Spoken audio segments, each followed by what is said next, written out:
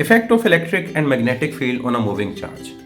इस टॉपिक में हम 3 डिफरेंट केसेस को डिस्कस करेंगे कि मूविंग चार्ज के ऊपर इलेक्ट्रिक और मैग्नेटिक फील्ड का क्या इफेक्ट होता है। पहला केस कि अगर एक रीजन में इलेक्ट्रिक और मैग्नेटिक फील्ड प्रेजेंट है और दोनों एक दूसरे के अलॉन्ग हैं और हम पॉजिटिव चार्ज को भी उन्हीं के अलॉन्ग मूव करवाते हैं, मींस वेलोसिटी दोनों के पैरेलल है, तो इस केस में मैग्नेटिक फोर्स 0 क्योंकि एंगल हमारा 0 डिग्री है, लेकिन इलेक्ट्रिक फोर्स 0 नहीं होगी।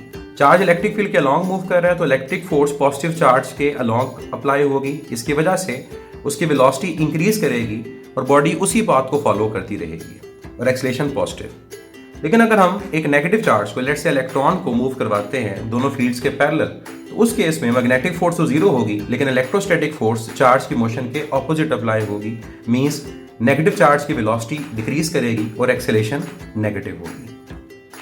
तो ये हमारा पहला केस है पॉजिटिव और नेगेटिव चार्ज के लिए। ये पॉजिटिव चार्ज की वेलोसिटी इंक्रीज हुई और चार्ज ने उसी पाथ को फॉलो किया, और नेगेटिव चार्ज की वेलोसिटी डिक्रीज हुई, पाथ फॉलो वही हुआ। सेकंड केस, अगर हम चार्जेस को इलेक्ट्रिक और मैग्नेटिक फील्ड के अगेंस्ट मूव करवाएं, तो पॉजिटिव चार्ज के केस में मैग्नेटिक फोर्स अब भी 0 क्योंकि एंगल 180 डिग्री है, लेकिन अब जो इलेक्ट्रोस्टैटिक फोर्स अप्लाई होगी वो उस पॉजिटिव चार्ज की मोशन के अगेंस्ट अप्लाई होगी, मींस इस फोर्स की वजह से वेलोसिटी डिक्रीज करेगी और एक्सेलरेशन नेगेटिव होगी।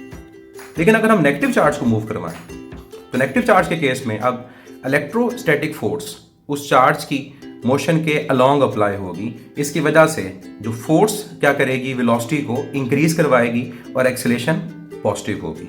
तो पॉजिटिव चार्ज के केस में अब क्या हुआ, वेलोसिटी डिक्रीज हुई और नेगेटिव चार्ज के केस में इंक्रीज हुई। नेक्स्ट केस ये है कि अगर इलेक्ट्रिक और मैग्नेटिक फील्ड दोनों एक रीजन में परपेंडिकुलर हैं, let's say magnetic field into the plane और electric field left to right, और हम पॉजिटिव चार्ज को इन दोनों फील्ड्स के परपेंडिकुलर डायरेक्शन में प्रोजेक्ट करवाएंगे, तो according to right hand rule जो मैग्नेटिक फोर्स चार्ज पे अप्लाई होगी वो टुवर्ड्स लेफ्ट होगी और इलेक्ट्रोस्टैटिक फोर्स इलेक्ट्रिक फील्ड के अलॉन्ग अप्लाई होगी। अब दोनों फोर्सेस की डायरेक्शन ऑपोजिट है, तो पहला केस अगर दोनों फोर्सेस की मैग्नीट्यूड इक्वल हो तो ये कैंसल आउट हो जाएंगी, चार्ज अनडिफ्लेक्टेड मूव कर जाएगा। लेकिन अगर मैग्नेटिक फोर्स की मैग्नीट्यूड ज्यादा है तो चार्ज डिफ्लेक्ट टुवर्ड्स लेफ्ट करेगा, और इलेक्ट्रिक फोर्स अगर ज्यादा तो चार्ज डिफ्लेक्ट टुवर्ड्स राइट करेगा। इसी रीजन में अगर हम पॉजिटिव चार्ज की जगह नेगेटिव चार्ज को एंटर करवाएं दोनों फील्ड्स के परपेंडिकुलर, तो अब magnetic force towards right, electrostatic force towards left. तो अब भी अगर दोनों की magnitude equal, negative charge undeflected move करेगा।